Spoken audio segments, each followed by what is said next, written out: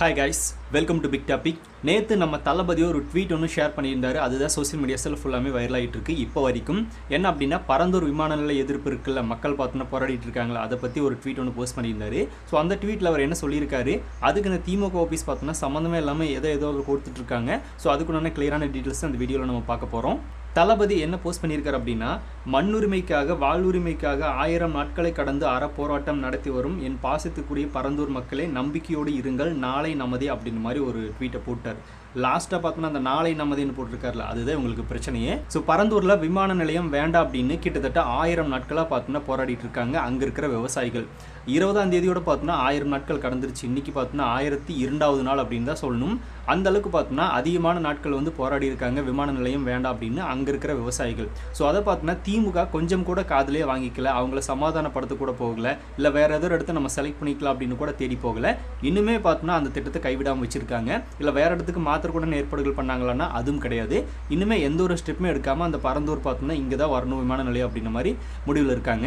ஆனால் மக்கள் பார்த்தோன்னா அதை எடுத்து போராடிட்டே இருக்காங்க. ஸோ 1000 நாட்கள் அப்படிங்கிறதெல்லாம் பார்த்தோன்னா சாதாரணமான விஷயம் கிடையாது.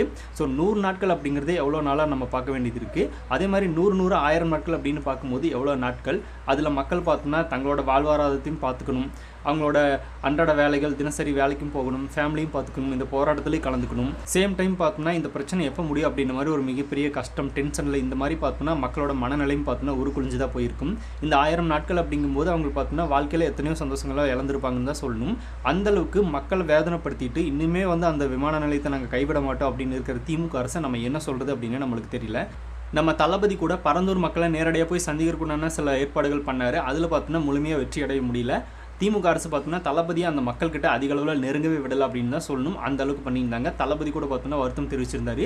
மறுபடியும் இந்த ஊருக்குள்ளே நான் வருவேன் அப்படின்னு வேறு சொல்லிட்டு போயிருந்தாரு. ஸோ அப்படிப்பட்ட ஒரு போராட்டம் பார்த்தோன்னா இன்னுமே திறந்துட்டு தான் இருக்குது. நம்ம தளபதி சொல்லியிருக்கிறது நாளை நமதே அப்படின்னு ஒரு வார்த்தையை மென்ஷன் பண்ணிட்டாரு. ஸோ நெக்ஸ்ட் இயர் பார்த்தோன்னா ஆட்சிக்கு வந்தோடனே இந்த திட்டம் கைவிடப்படும், அதுக்கு பார்த்தோன்னா தாவேக்கா உறுதி அப்படின்ற மாதிரி தான் இந்த நாளை நமதே அப்படிங்கிறது மென்ஷன் ஆகுது. ஸோ இந்த ஒரு வார்த்தை தான் இவங்களுக்கு பிரச்சனை இப்போ திமுக காரங்களுக்கு. அதுக்காக தளபதி இந்த இடத்துல என்ன குறை சொல்கிறது அப்படின்னு தெரியாமல் தளபதியோட அந்த படூர் ஸ்கூல் இருக்குல்ல, சிபிஎஸ்சி ஸ்கூல், அதை வந்து நடத்திட்டு இருக்காரு அப்படிங்கிற நியூஸ் எல்லாம் பார்த்தோம்னா இந்த அண்ணாமலை அவர்கள், பிஜேபியோட முன்னாள் தலைவர் அண்ணாமலை அவர்கள் வந்து எடுத்து பரப்பினார். அதெல்லாம் கூட வைரல் ஆச்சு, அதெல்லாம் நம்ம பார்த்துருப்போம்.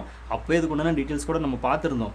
ஆனாலும் பார்த்தோம்னா இப்போ இந்த விஷயத்தை தளபதி பேசுனதுக்காக மறுபடியும் அதை தூக்கிட்டு வர்றாங்க அப்படின்னா வேற என்ன சொல்கிறது. ஸோ நம்ம சொல்லி தான் ஆகணும், இல்லைனா இது அப்படி உண்மை அப்படின்னு நிறைய பேர் நம்பிட்டாங்கன்னா என்ன பண்ணுறது அப்படின்றதுக்காக தான் நம்ம இந்த இடத்துல அதை பேச வேண்டியதாக இருக்குது. ஸோ தளபதி அந்த ஸ்கூல் நடத்துகிறாருல, அந்த ஸ்கூலே பார்த்தோன்னா விவசாய நிலங்களை அழிச்சு தான் விஜய் கட்டியிருக்காரு. அப்படிப்பட்ட தாவேக்கா விஜய் வந்து இப்போ பரந்தூர் மக்களுக்காக போராடுற அப்படிங்கிற பரந்தூர் மக்களோட விவசாய நிலங்களை வந்து திமுக அரசு அழிக்குது அப்படின்னு போராடுறது நியாயமே இல்லை அப்படின்ற மாதிரி சில விஷயங்களை முன் வச்சுட்டு இருக்காங்க.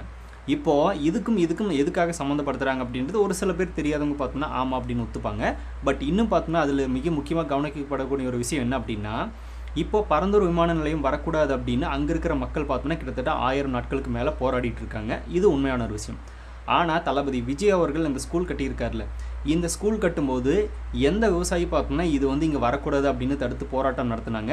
எத்தனை விவசாயிகள் பார்த்தோம்னா விஜய் அவர்களை எதிர்த்து இங்கே கட்டணம் வரக்கூடாது அப்படின்னு போராட்டம் நடத்தினாங்க?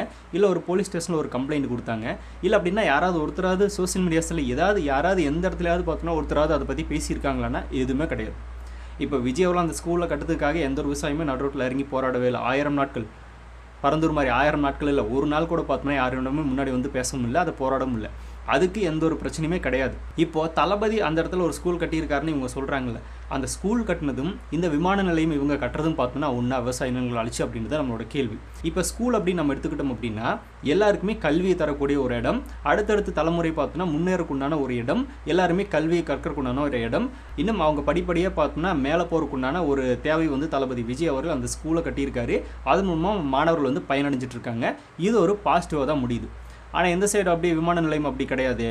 இப்போது விமான நிலையம் அமைக்கிறதுனால யாருக்கு லாபம்? இவங்க உடனே என்ன சொல்கிறாங்க அப்படின்னா, எல்லாருமே தமிழ்நாடு வந்து வளர்ச்சி அடையக்கூடாது அப்படின்னு தடுக்கிறாங்க. எதிர்கட்சிகள் பிற கட்சிகள் எல்லாம் பார்த்தோன்னா விமான நிலையம் வரக்கூடாது அப்படின்னு அவங்க போராடல. விமான நிலையம் வரதெல்லாம் பார்த்தோன்னா தமிழ்நாட்டுக்கு ஒரு பொருளாதாரத்தில் வந்து மேலோங்கி நிற்கும், இது வந்து ஒரு வளர்ச்சிக்கான பாதை, ஆனால் அதை வந்து மற்றவங்க செய்ய விட மாட்டாங்க அப்படின்னு இந்த திமுக கவர்மெண்ட் சொல்லுது. இப்போ நம்ம என்ன கேட்குறோம் அப்படின்னா, நாட்டோட வளர்ச்சி அப்படிங்கிறது நீங்கள் வந்து விமான நிலையம் அமைக்கிறீங்களா, அந்த விமான நிலையத்தில் கிடையாது.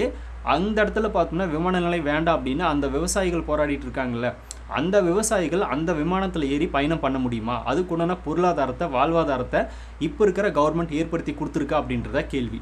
இப்போ விஜய் நடத்துகிற ஸ்கூல் பார்த்தோன்னா எல்லாருமே போய் படிக்கலாம், எல்லாருமே பார்த்தோன்னா நிறைய விஷயங்கள் தெரிஞ்சுக்கலாம். அது கல்விக்கு உண்டான ஒரு இடம், எல்லாமே போகலாம். ஆனால் இந்த விமான நிலையம் அப்படிங்கும்போது எல்லாருமே போக முடியுமா? அங்கே போராடிட்டு இருக்காங்களா அந்த விவசாயிகள் யாராவது ஒருத்தராது பார்த்தோன்னா அந்த விமானத்தில் பயணம் பண்ண முடியுமா அப்படின்னா முடியாத காரியம். இதில் யார் போவாங்க அப்படின்னா பெரிய பெரிய பிஸ்னஸ்மேன்ஸ் போவாங்க, அரசியல் தலைவர்கள் போவாங்க, மிக முக்கியமாக பார்த்தோன்னா சினிமா நடிகர்கள் போவாங்க, இன்னும் பார்த்தோன்னா பணம் பலமுள்ள நிறைய பேர் போவாங்களே தவிர எந்த ஒரு விவசாயியாவது அந்த விமான நிலையத்தில் போய் அந்த விமானத்தில் பயணம் பண்ண முடியுமா? அதுக்குண்டான ஒரு பொருளாதாரம் பார்த்தோன்னா திமுக கவர்மெண்ட் இப்போ ஏற்படுத்தி கொடுத்துருக்கா அப்படின்றது தான் நம்மளோட கேள்வி. இதெல்லாம் பார்த்தோன்னா ஏற்படுத்தி கொடுத்துட்டு பொருளாதாரத்தில் நாங்கள் விமான நிலையம் அமைக்கிறதுல மட்டும் கிடையாது, விமானத்தில் எல்லாருமே போகிறக்குண்டான ஒரு பொருளாதாரத்தை நாங்கள் அமைச்சு கொடுத்துருக்கோம், மக்களும் பார்த்தோன்னா அதில் பயனடையலாம் அப்படின்ற மாதிரி ஒரு விஷயத்தை பண்ணியிருக்காங்களான்னா இல்லவே இல்லையே. யாரோ போகிறக்கும் இப்போ திமுக அமைச்சர்கள் யாராவது ஊழல் பண்ணிட்டாங்க அப்படின்னா அவங்க உடனே டக்குன்னு டெல்லி போயிட்டு ரிட்டர்ன் திரும்பி வரக்கும் அவங்களுக்கு யூஸ் ஆகுமே தவிர பாமர மக்களுக்கு இதில் எந்த யூஸுமே கிடையாது. பரந்தூர் அப்படிங்கிறது பார்த்தோன்னா பொருளாதாரத்தை மேம்படுத்த போகிறோம், நாங்கள் நாட்டோட வளர்ச்சிக்காக விமான நிலையத்தை கொண்டு வரோம் அப்படின்னா அதில் எல்லாரும் போகிற மாதிரியான வளர்ச்சி இருக்கணும். அந்த ஒரு வளர்ச்சியை பார்த்தோன்னா திமுக அரசு இப்போ மக்களுக்கு கொடுத்துருக்காங்கன்னா இல்லவே இல்லையே. எல்லாருமே போனால் தானே அதுக்குண்டான ஒரு வளர்ச்சி, மக்கள் எல்லாருமே பயணிக்கிறதுக்குண்டான ஒரு வளர்ச்சியை திமுக பண்ணிட்டு அதுக்கப்புறமா இந்த விமான நிலையத்தை கொண்டு வந்தாங்க அப்படின்னா நல்லாயிருக்கும். அந்த விமான நிலையத்துக்கு போகிறக்கும் பார்த்தோன்னா தகுதியானவங்க மட்டும்தான் போவாங்க, எல்லாருமே போக முடியாது.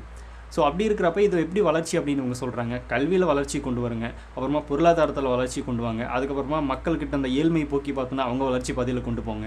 இது எதுவுமே இல்லாமல் விமான நிலையம் அமைக்கிறதே ஒரு மிகப்பெரிய வளர்ச்சி அப்படின்னா அது மக்களுக்கும் விவசாயிகளுக்கும் பரந்தூர் மக்களுக்கு மட்டும் இல்லாமல் சாதாரண ஒரு கிராமத்து மக்களுக்கும் சாதாரண பார்த்தோன்னா கூலி தொழிலாளிக்கும் கூட பார்த்தோன்னா அந்த விமான நிலையம் எந்த விதத்துலையுமே யூஸ் ஆகாது. அந்த விவசாயிகளோட நிலம் மட்டும் அதில் விமான நிலையம் அமைக்கலாம், ஆனால் அந்த விவசாயிகள் அதில் போக முடியாத சுச்சுவேஷனில் இருக்காங்க. ஸோ இதுதான் பார்த்தோன்னா நாட்டோட வளர்ச்சி அப்படின்னு இவங்க பெருமையாக பேசிக்கிறாங்க. இதெல்லாம் பார்க்கும்போது திமுக அரசு பார்த்தோன்னா அரசியல் பண்ணுதா இல்லை அப்படின்னா அந்த புரோக்கர் வேலை பண்ணுதா அப்படின்றத நம்மளோட கேள்வி. இப்போ கார்பரேட் நிறுவனம் தான் பார்த்தோன்னா அங்கே அமைக்க போது அதில் எந்த ஒரு மாற்றம் இல்லை. அவங்ககிட்ட ஒரு டீல் பேசிட்டு அந்த விமான நிலையத்தை கொண்டு வரக்கூடிய முயற்சிகள் இவங்க பண்ணுறாங்க. அவங்களுக்கும் லாபம், இவங்களுக்கும் லாபம்.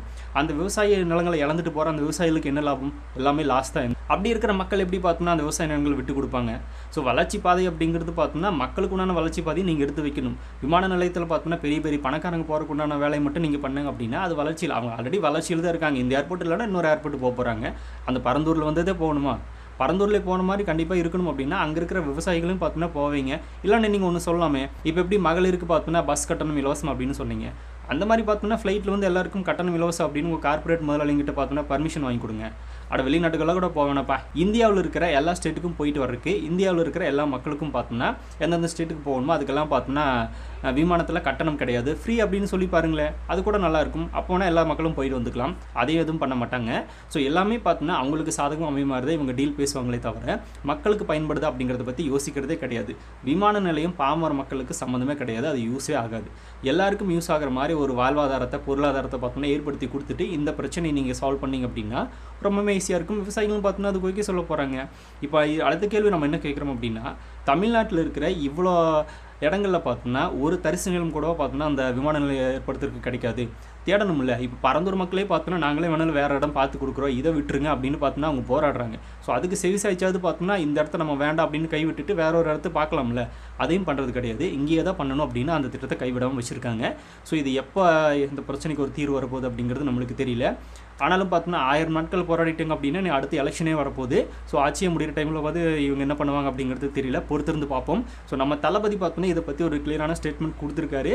நாளை நமதே அப்படின்னு சொன்னதுனால இந்த திமுக ஆஃபீஸ்க்கு பார்த்தோன்னா பிரச்சனையே. ஸோ கல்வி நடத்துகிற ஒரு இடமும் விமான நிலையம் பார்த்தோன்னா எல்லாருக்கும் சமம் கிடையாது. கல்வி அப்படிங்கிறது யார் வேணால் கற்றுக்கலாம். ஆனால் விமான நிலையம் அப்படிங்கிறது பார்த்தோன்னா பெரிய பெரிய பிஸ்னஸ்மேன் பணக்காரங்க மட்டும்தான் போக முடியும்.